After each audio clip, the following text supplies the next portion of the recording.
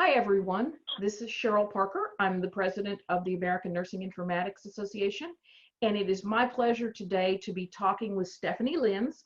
She's the Chief Clinical Information Officer from Children's of Alabama, and we're going to talk about the entire COVID crisis and looking at it through a pediatric lens.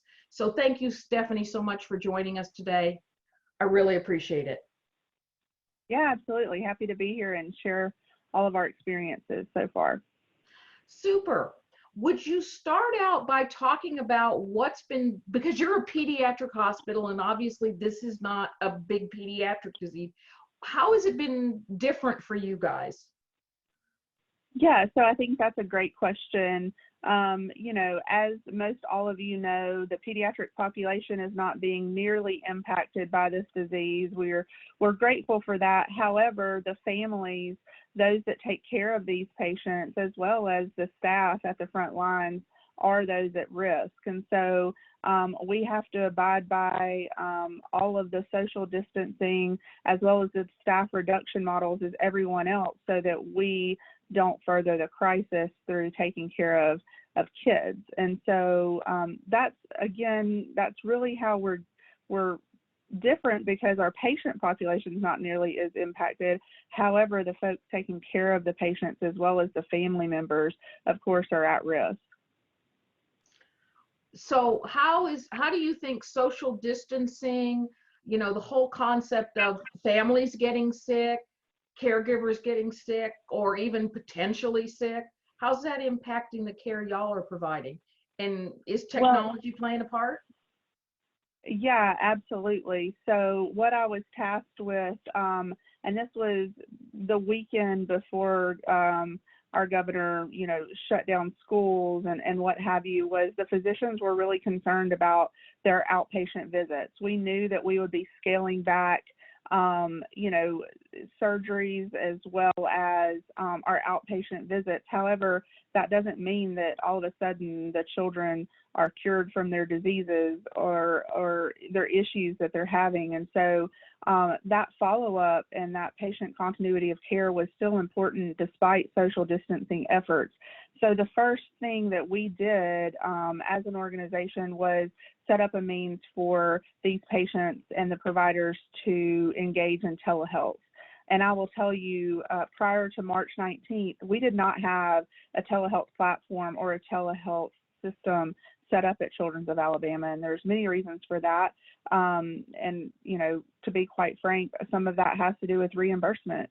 Unfortunately, Medicaid is not there in terms of reimbursing the facility.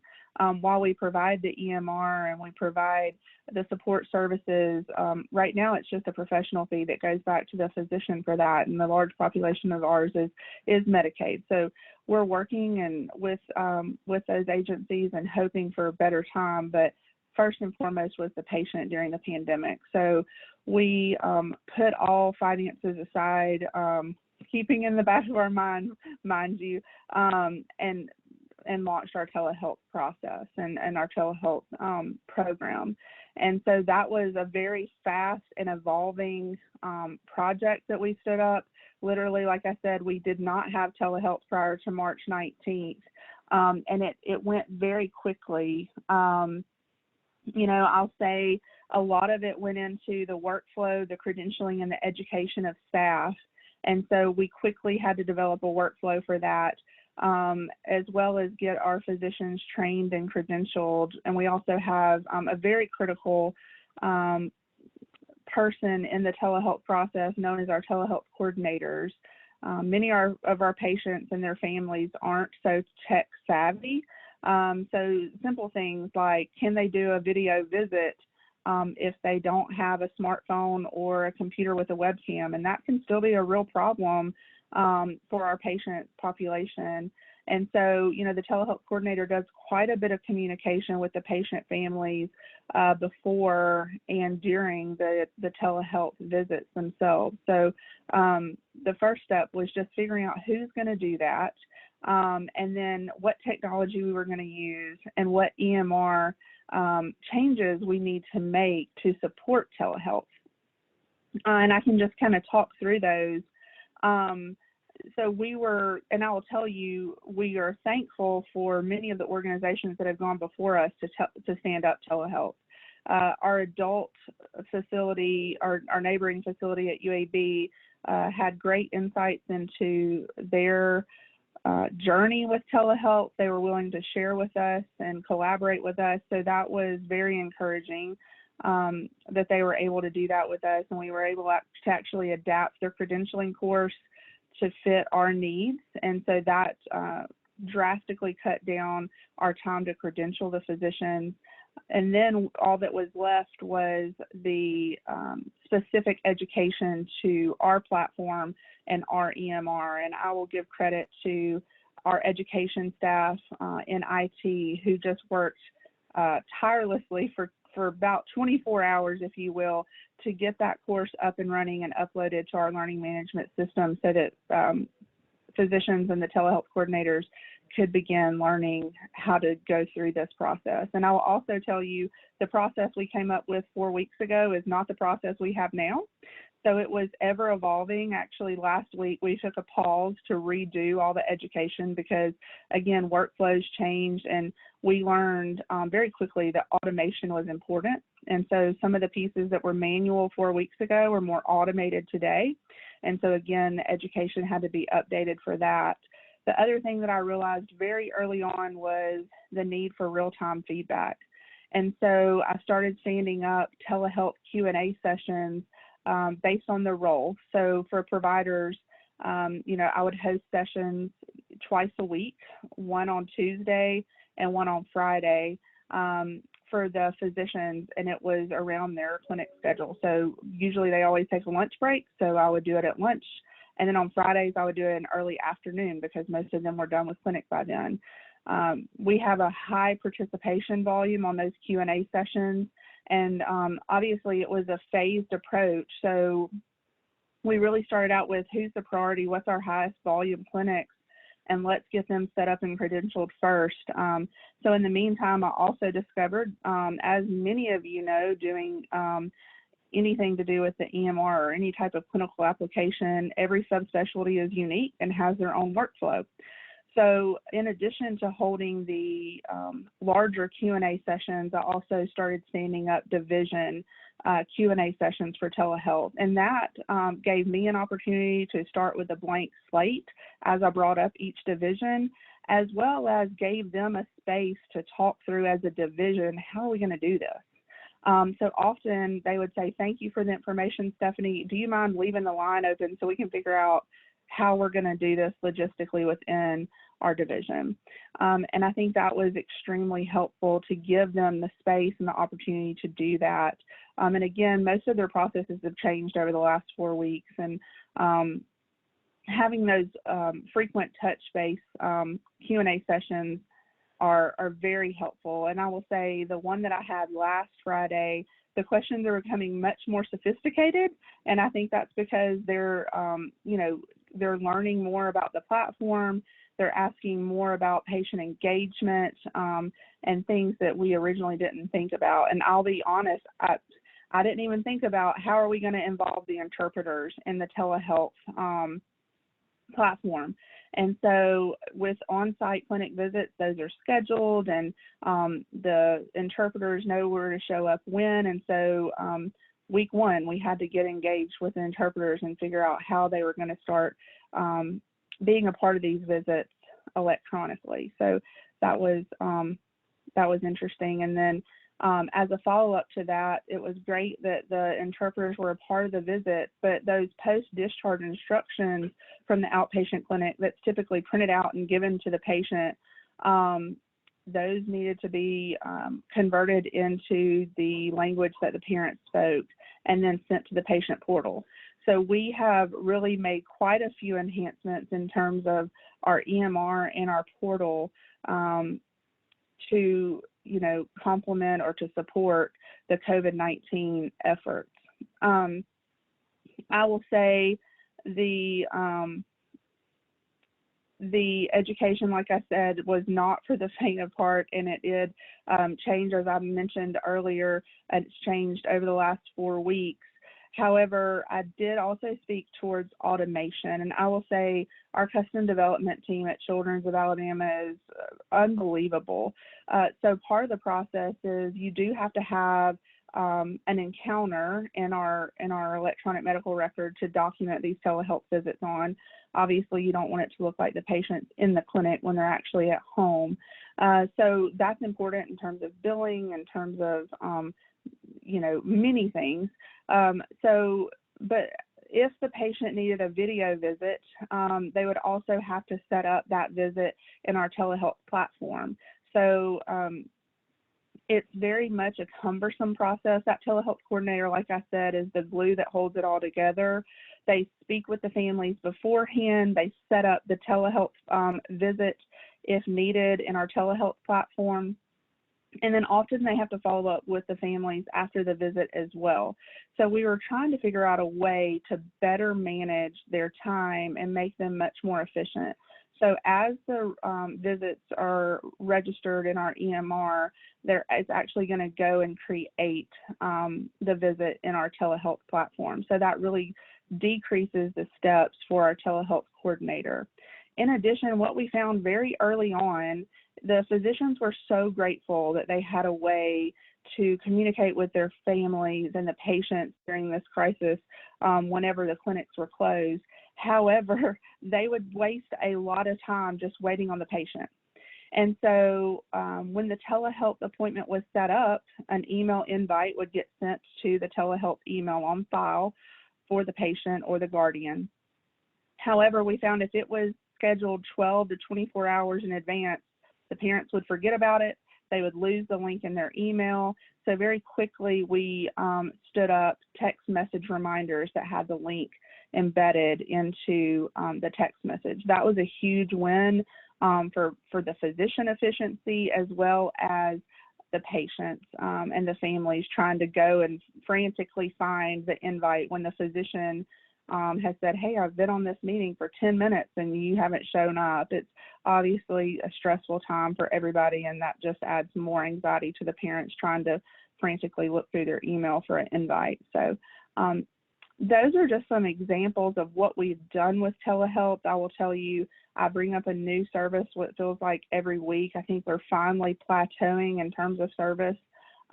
We did prioritize our attendings and nurse practitioners first. However, we also now have many ancillary services, speech, PT, OT, as well as dietary and our psychologists, behavioral health.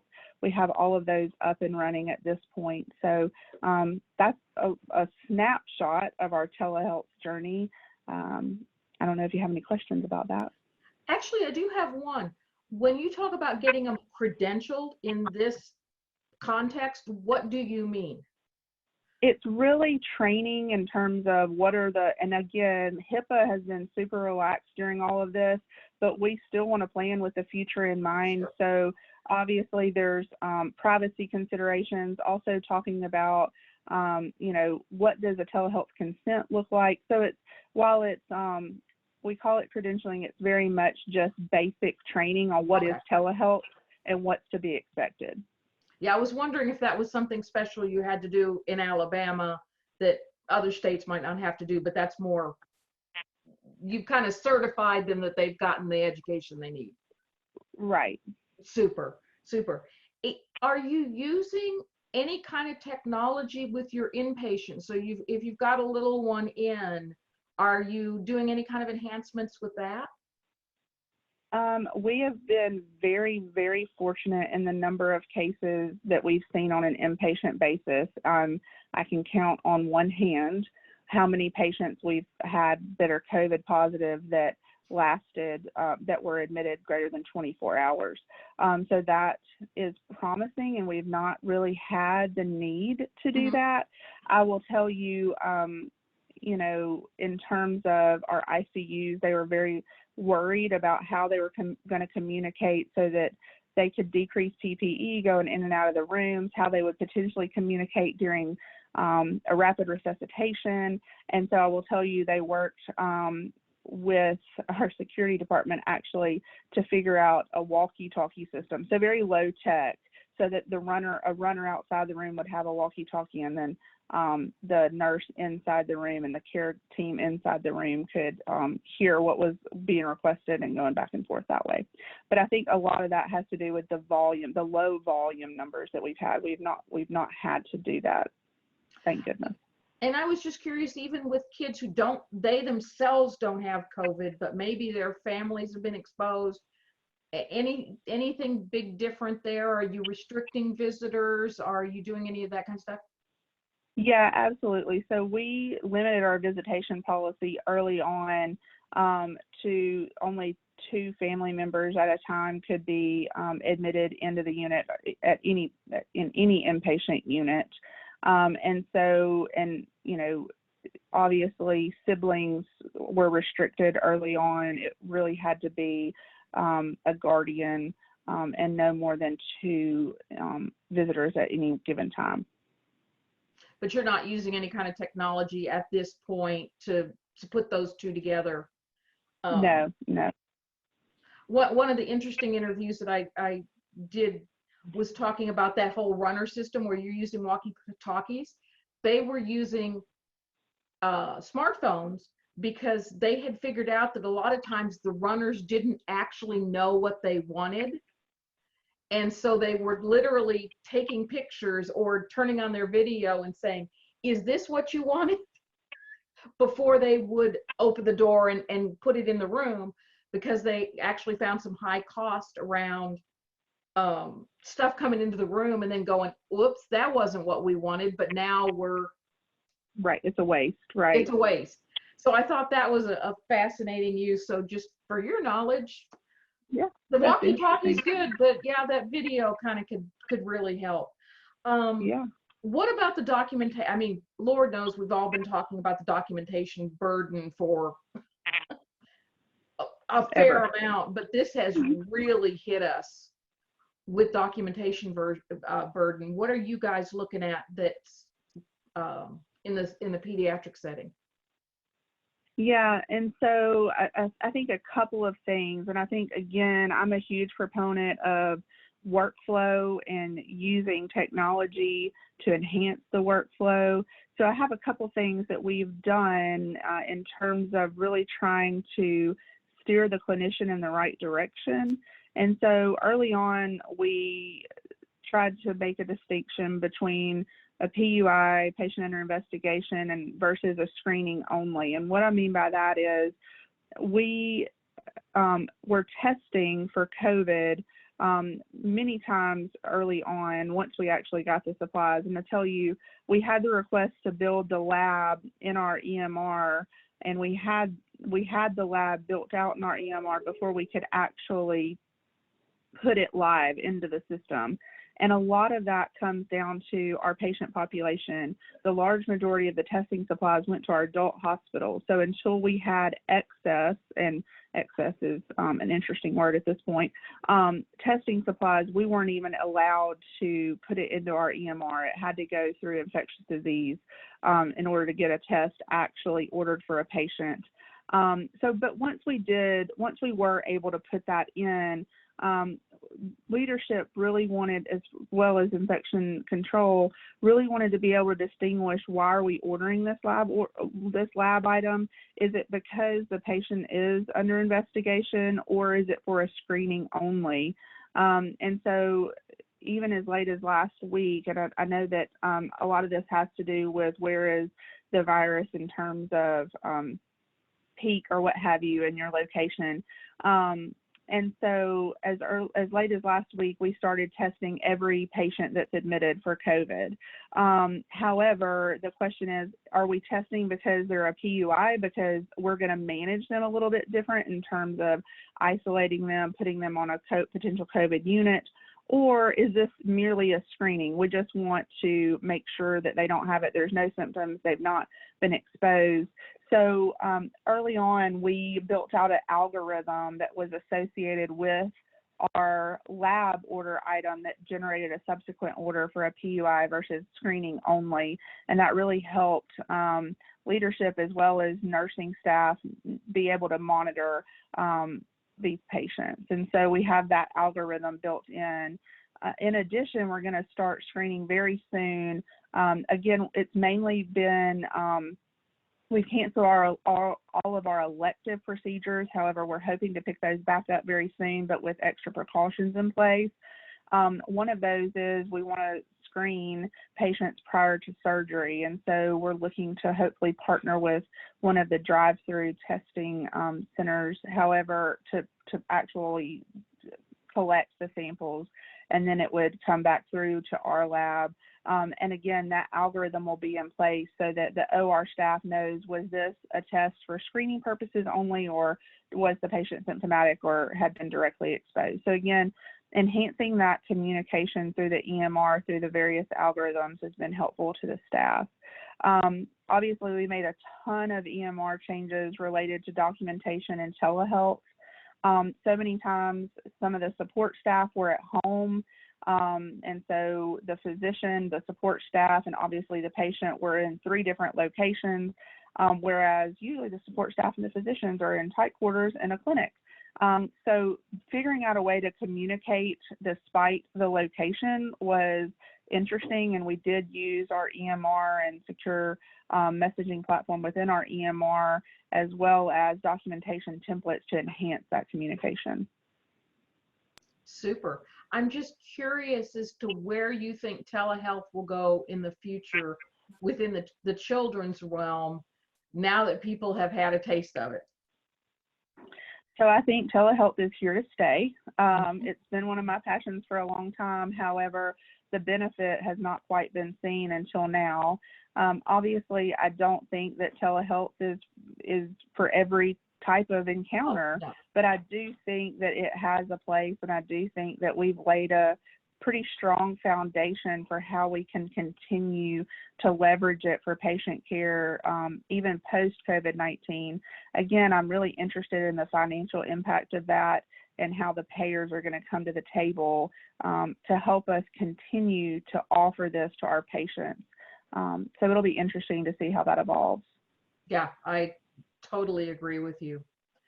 So is there anything else you'd like to share with the folks who are listening today that we didn't cover?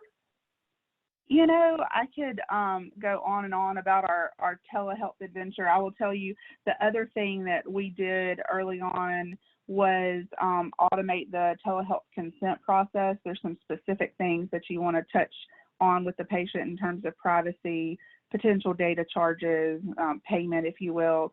And so typically when the patient comes in, they fill out a consent for treatment. However, patients weren't coming in. So how are we going to get that in electronically? And so we early on created an electronic telehealth consent process. And once the parent completed that telehealth consent, it did come back into our EMR. So there's quite a few things that we've used in terms of automation and leveraging lots of different technical resources to do that. Is that a one-time authorization for telehealth, or do they have to do one for every visit? So as you probably know, the regulations, it felt like changed on a daily basis early on related to COVID. Mm-hmm. So we just erred on the side of caution. Again, electronic consent, is, at least here, is not required. They can get verbal consent for telehealth. However, we erred on the side of caution early on. We send the telehealth consent for every single visit, and it comes back in on every single visit. There's question about, is it good for 30 days? Is it good per service? Is it good per encounter? But we just erred on the side of caution and sent it for every visit. Okay, well, that makes sense, especially when the rules are ever changing. Who knows? That's right. So we just prepared for the worst. Anything else you care to share today, Stephanie? I don't think so. I'm, happy to, if anybody wants to reach out or what have you with any questions, but, it's been a busy time for everybody, and So true. and at the same time, an exciting time for health IT. So I appreciate the opportunity to talk about it. Well, thank you for spending part of your day with us. I really appreciate it. I know how busy you are. And thank you again for doing this. And we'll look forward to hopefully getting over this soon. Soon is becoming a relative term, but Soon is Yes, good. I agree. Yeah, soon is great. Well, thanks again, Stephanie. Yeah, absolutely. Have a great day. You too.